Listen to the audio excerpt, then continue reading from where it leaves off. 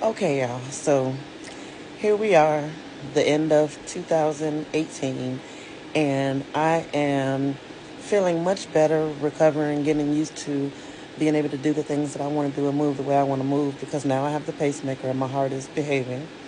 So now I'm noticing that I'm getting sick a lot more often. I'm tired all the time. Seems like every time I go outside and come back, I have to recover. So I'm planning my days at work and my errands as a mom and wife around sunshine. I'm shopping at 4 a.m. at Walmart and, just really running from the sun at this point, living like a vampire while I'm still dealing with the migraines. So I'm going to my doctor basically every week, like, hey, I'm feeling pooped. And by this point, I'm thinking that, you know, it's, just honestly, I don't know what I thought, but I know that it was something going on. So the doctor wasn't listening. They kept running blood tests, regular old CBC, regular old metabolic panel, and all that stuff. And it just kept coming back that I was anemic. Which I think we went through. You know what? Honestly, I'm not sure if I went through the anemia thing. I guess I'll have to check at on the videos and see if we went through all of that because that was another big thing. Um, so I'll check and see if I went over the anemia thing in the previous videos, and then if not, I'll come back in the next video and catch you up on that because that was just as big as the lupus. It had me sick all the time as well, and I ended up finding the right spot for that as well. Right along with the diagnosis for lupus. Um, so I went through my primary doctor for about a year of running tests and not finding anything. And then they referred me out to a hematologist to further analyze my blood work. And so after a few appointments with this hematologist, um, and I do have her name and her contact info if anybody is in the Phoenix area and needs a specialist. And um, her name is Dr. Nance, and I love her because she suffers from hemophilia, and her son does as well. And so she knows what it's like to be going through this, to be trying to get diagnosed, and all of those things.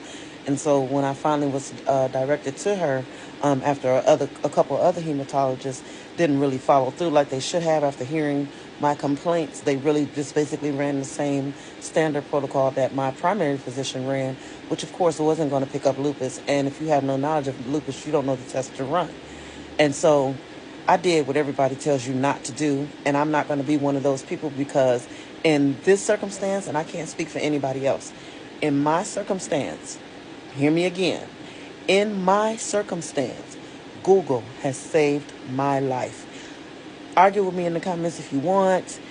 Pull up whatever you want to pull up. It's not going to work for me. It's not going to affect me because, especially now, um, I only do .gov sites. I only do reputable um, websites and facilities and all of their information like Johns Hopkins, American Cancer Society, American Heart Association, all of those reputable. I'm not going to listen to Ricky Bobby on some blog about what I'm learning. I'm reading medical journals. I'm reading medical everything.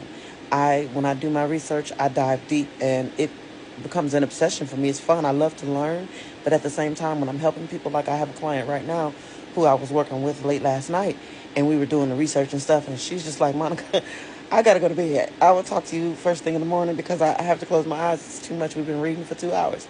So I've been getting on Zoom and doing a couple different things with some of my clients and stuff. And the thing that I noticed the most is that they want to learn, like they want to know what they're going through and stuff. So I'm kind of getting off subject. That's something that I can't really help. It's part of one of my conditions I'm going to go into. Um, but yeah, so finally I find Dr. Nance and I sit with her. She said, I know this might be a little weird to you, but I just want to get to know you. We've got, an hour. Let's just talk about, the things that you've been through, the way you've been feeling, the symptoms you've had, and things like that. And so we basically just sat down and had a conversation like, oh my God, I got a stain on my shirt. Like we were two girlfriends catching up, and I, just let her know some of the things that I've suffered with um, and struggled with, and some of the symptoms that I've been having. And so I do not understand this camera at all. I'm gonna have to go back and read this.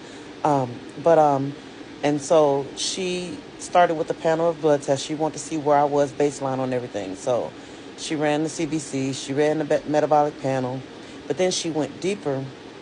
And this was after me suggesting to her that I thought I had lupus. Because, see, this is what I do. A minute ago, I was talking about how I deep dive and how I read journals and all that stuff. All of that, me plugging my symptoms into Google, led me down a rabbit hole. And I had everything from cancer to all kind of stuff. So I narrowed it down. I simply went through and narrowed it down. And when I got down to the nitty gritty, I realized I have lupus and I have a blood disorder. It's not just anemia, it's a blood disorder. And again, I'll recap you on the anemia as well, because this is the same doctor that found that.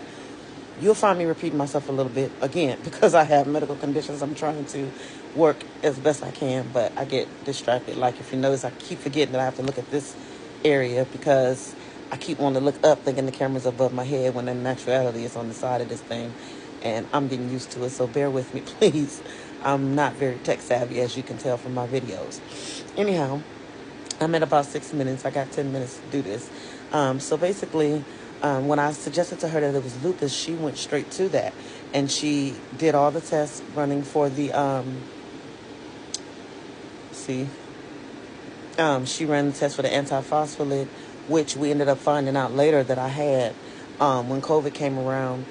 At the same time COVID came around, I had a blood clot in my lung, and they tested me for COVID. I had all the symptoms. My lungs looked like shattered glass. I was coughing, had run fevers, had headaches and all that stuff, but my COVID test kept coming back negative.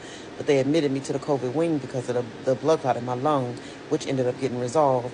And of course I got the vaccine and stuff. And so that was that. But as far as the lupus goes, so she ended up running the anti-DNA, dsDNA, all of that stuff, and all the markers hit for lupus. So at this point, now we know, okay, she's severely iron deficient. Iron and vitamins, because I get iron and vitamins infused.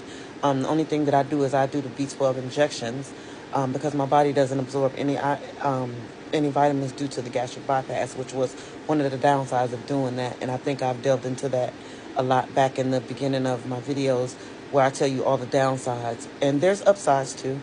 But as far as the lupus goes, I would not be surprised if the gastric bypass activated that, because that's about the same time that I started having these feelings and all of this stuff actually worked out. But at the same time, if I was the same size I was back then, as sick as I am now, it probably would be worse. So there's that. There's an upside and a downside. But I don't have any regrets about anything I've been through, anything I've done, or any of the illnesses I've had.